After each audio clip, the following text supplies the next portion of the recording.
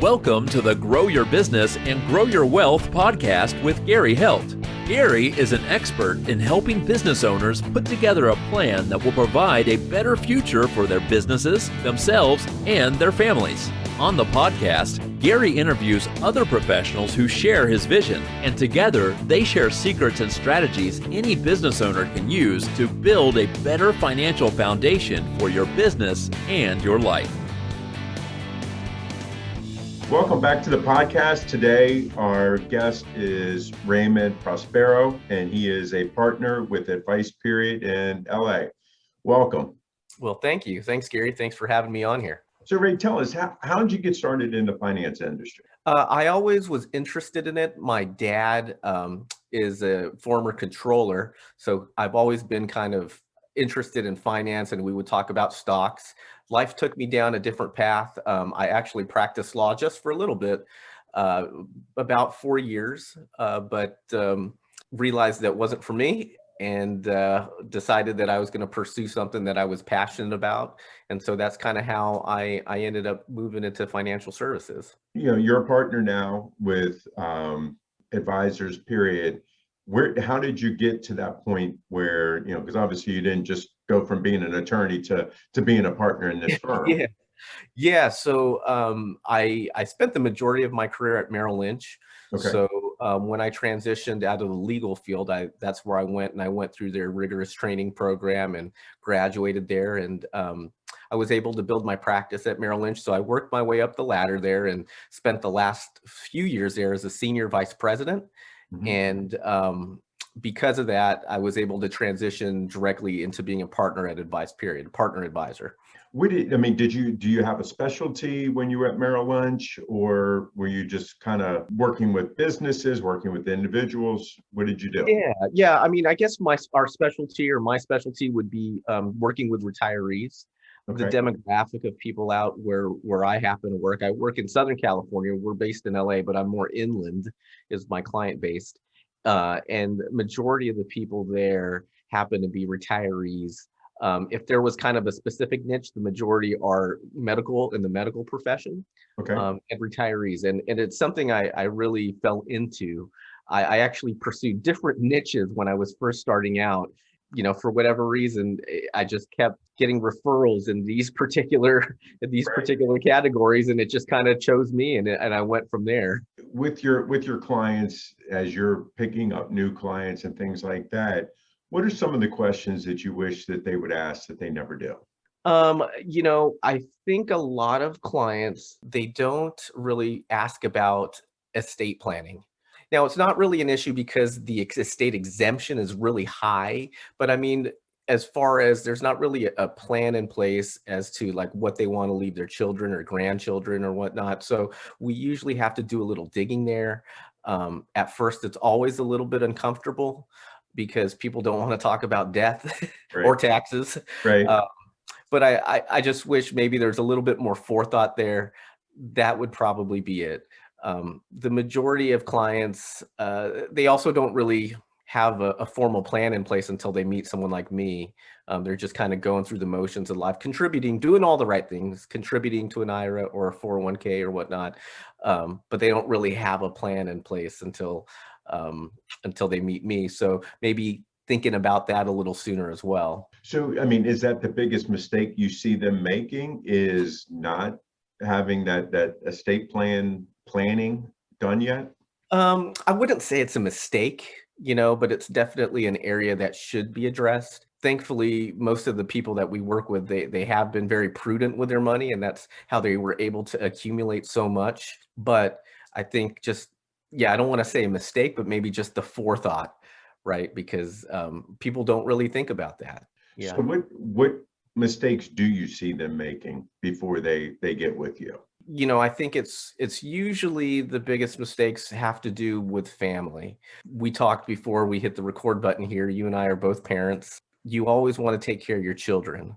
So where I see kind of financial mistakes, or where clients are maybe being a little bit too generous to their children or grandchildren, or they tend not to say no. And so that's kind of where us as advisors, we have to kind of reinforce them having boundaries and sticking to the plan we set in place for them. What are some of the things that you do to help them reach their goals faster? Well, the industry has changed quite a bit since I've been in it, right? So now everything is more holistic, more planning focused. So when I first start working with people, the very first thing I want to do is gather the information and put it in the system and put forth some kind of a blueprint for a plan. I'm a numbers guy. I'm a very data-driven guy. So I always tell clients, I can't have a recommendation for you until we do this report, and the results of the report, they're going to drive those recommendations. They're going to drive the factors of what we need to do for you to do the plan. So that's really the first step, is kind of getting that blueprint together. We use a program at Advice Period called Right Capital. That's our cash flow and financial planning program, very user friendly. So I typically present that to the client. And then depending on the findings of that report, that's when we'll kind of dig in a little bit and start to put together the pieces in place for them to reach their goals. Because we've been dealing with COVID and certain restrictions have been put on us about meeting in person and things like that. Have you found, has that hindered your business in any way? No, it hasn't. So I actually made the switch to Advice Period as COVID was starting. So just by that's the way everything kind of worked out. Thankfully, Advice Period is very tech friendly. So everything as far as setting up new accounts, we do via DocuSign. I think everybody now we're all Zoom experts, right? Right. So doing meetings by Zoom, doing everything by DocuSign. So they already had kind of the infrastructure in place for us to work from home, and I'm very thankful for that. For the first few weeks of quarantine, I was still working at my old firm at Merrill Lynch. And nothing bad about Merrill Lynch, but just because Bank of America is a larger organization, it just, that transition wasn't as smooth. In going through, so how are you currently attracting new clients to you? Well, Zoom, I've been doing a few networking events on Zoom through the local groups here. I'm actually active on LinkedIn. That was a little bit of a stretch for me, to be honest with you. We couldn't use LinkedIn at Right. Merrill Lynch, or we could, but just, the traditional broker dealer wirehouse, we would have to turn over our sign-in information, and we were like prohibited from even commenting, so it really kind of was like frowned upon. So moving to Advice Period, they really encouraged me to start using it. So it was a little bit, it stretched me out of the comfort zone, as silly as that may sound, but I was very uncomfortable at first. Right. But I've been pretty active, and I've been able to generate business that way. And then all the traditional ways that we know as an advisor, right? Getting referrals from clients, getting referrals from our centers of influence, and all that fun stuff. Right. Now, do you do any, any seminars or any of that, kind of educational things out there? I haven't yet. So, but that's actually how I built my initial book of business. So Mhm. I built my book of business really through networking, cold calling, but mainly seminars.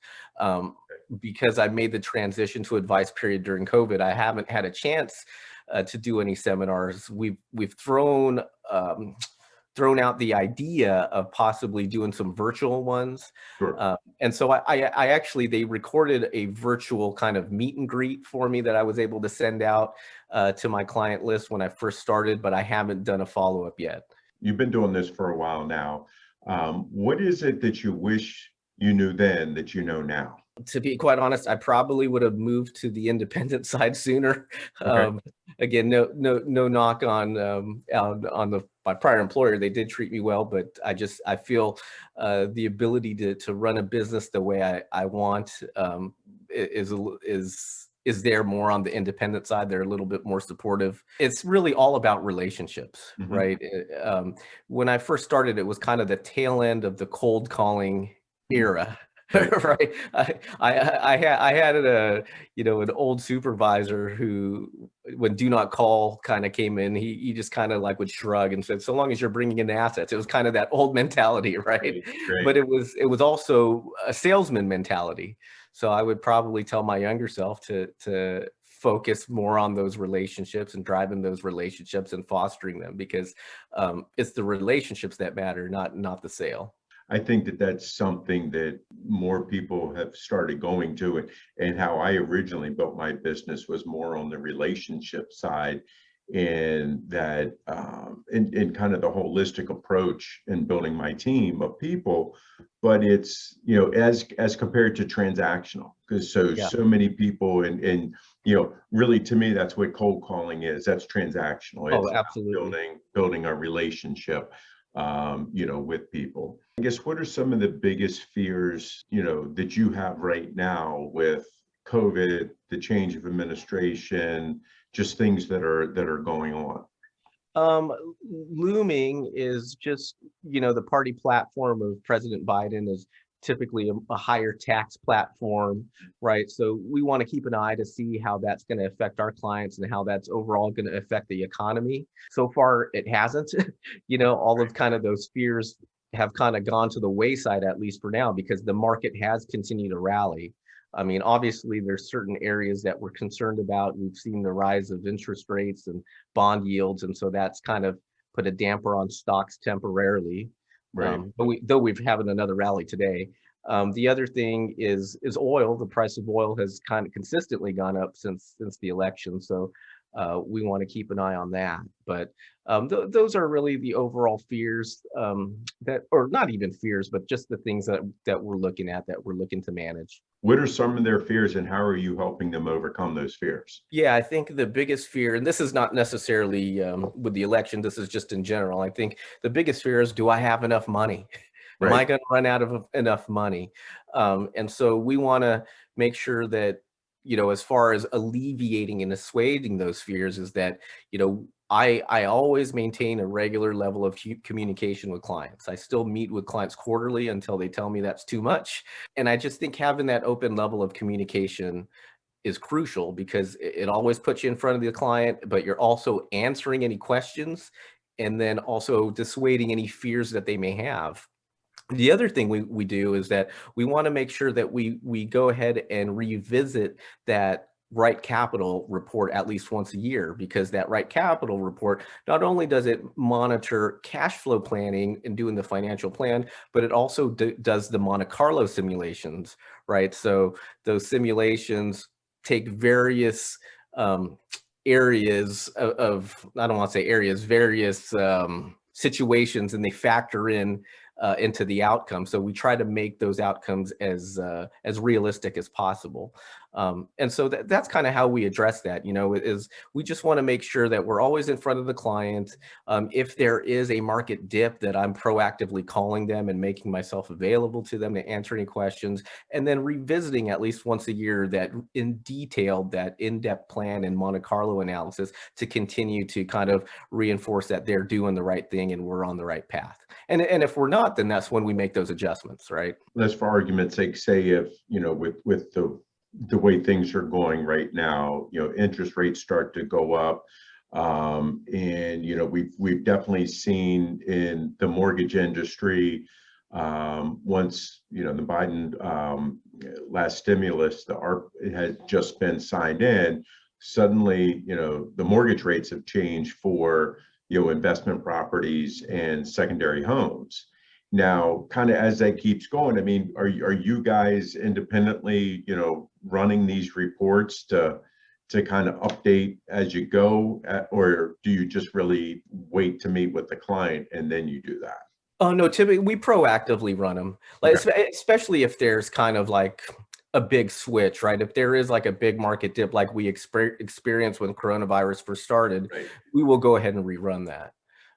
Thankfully, with the use of technology to do that, once you have the initial data inputted, Yeah. it doesn't take much. You just have to change a couple factors, okay, and we're good to go. So yeah, we want to make sure that we're always proactive, and that's kind of the philosophy of my book of business, is that I don't want to have too many clients, so I have the time to do that. So I have the time to kind of really get to know my clients on a real deep and personal level. That's a great example right there of why someone should use a professional like you. Give us some other reasons why somebody really should use a professional like you, as compared to, again, we always see the various different companies that are out there that are saying do it yourself. Why should somebody use a professional like you? Well, I mean, I think the easiest thing is just behavioral finance, right? Much of what you and I do for a living is kind of, it's we go against our gut instinct, meaning when the market and stocks are down, most people want to sell and run for the hills. But you and I, as professionals, we want to do the opposite. We know the opposite's better. We want to sit tight, or we want to buy more because we think that's the time to buy at a discount. Right. People should use a financial advisor to help guide them through those kind of emotional roller coasters. I can't tell you how many times during the course of my career where I've kind of guided clients off the ledge, if you will, and they've thanked me. The market might have a terrible day, and and they're calling like, hey, let's sell, I want to liquidate, and I have to talk them through it, go through the plan, we have something in place, and then all of a sudden, the market will recover like it always has. Right. And they're thanking me. I mean, that's really why I often use an analogy of that of a pilot. Right. So if you're stranded on an island and you have only one way of flying home through the storm, would you rather use a plane that has autopilot, or would you rather use a plane that's actually piloted by an experienced advisor that has flown through similar storms throughout their career? Right. And, hopefully the client will say, we want to use an experienced pilot.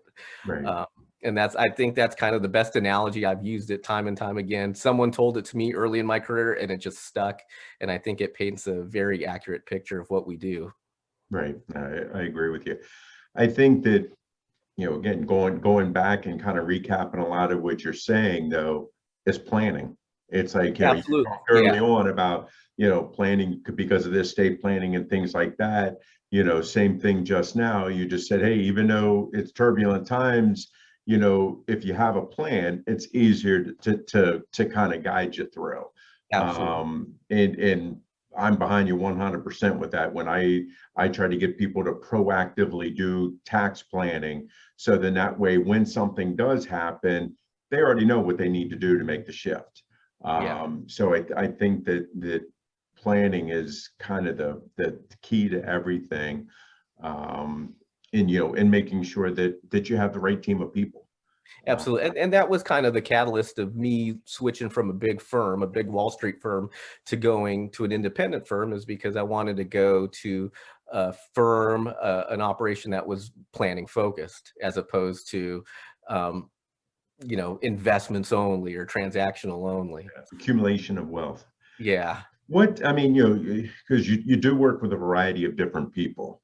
Yes. Yeah. So what is it that's been the biggest thing that you've learned in dealing with such a variety of people? Never judge a book by its cover.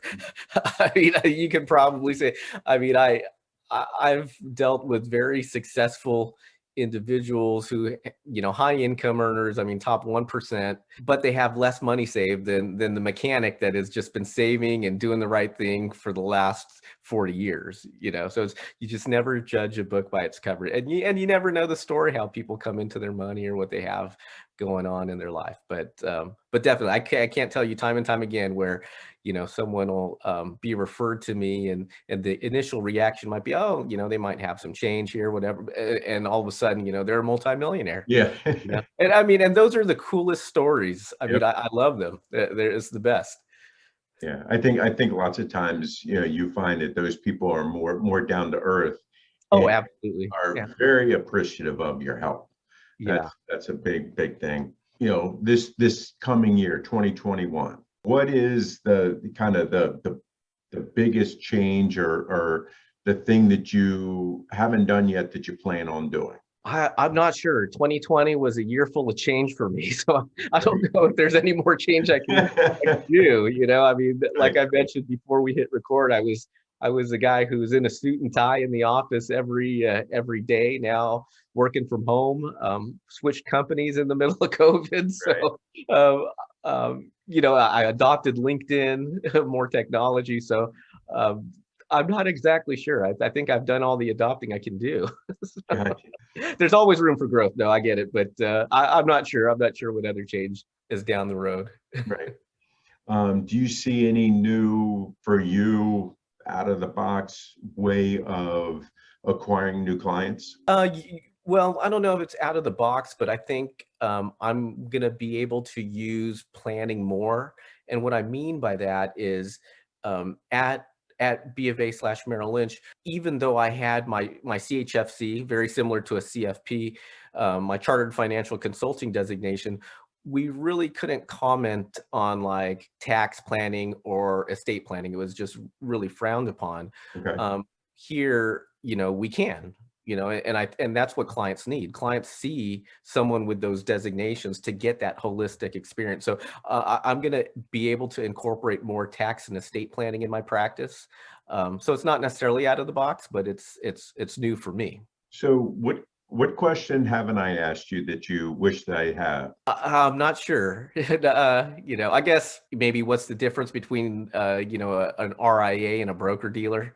I get that a lot, especially. So, I mean, now working at an RIA, a registered investment advisor, we are held to a fiduciary standard, whereas broker dealers, they might be in different ways by way of commissions, trails for mutual fund companies. We can't do that. We're fee only advisors, meaning we're only paid by the client. And why that's a big deal is, number one, we have that higher fiduciary standard. Number two, it takes away any conflict of compensation, which is in the year that close to a year that I've been here, it's been much nicer. Puts us definitely on the same table as clients.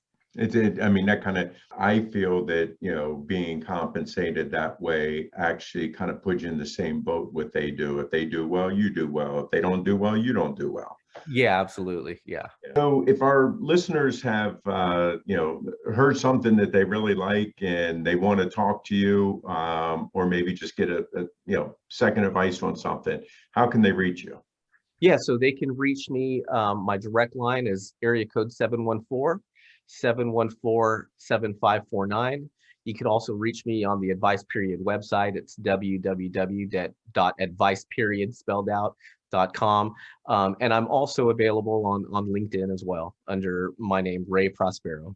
Ray, we really appreciate your time today. Thank you. Thanks, Gary. Appreciate it. Our guest today was Ray Prospero with Advice Period. Thank you. This show has been produced by Market Domination, LLC. To discover how you can have your own show completely done for you and turn it into a real published book and become the authority in your marketplace, go to www.marketdominationllc.com/podcast offer.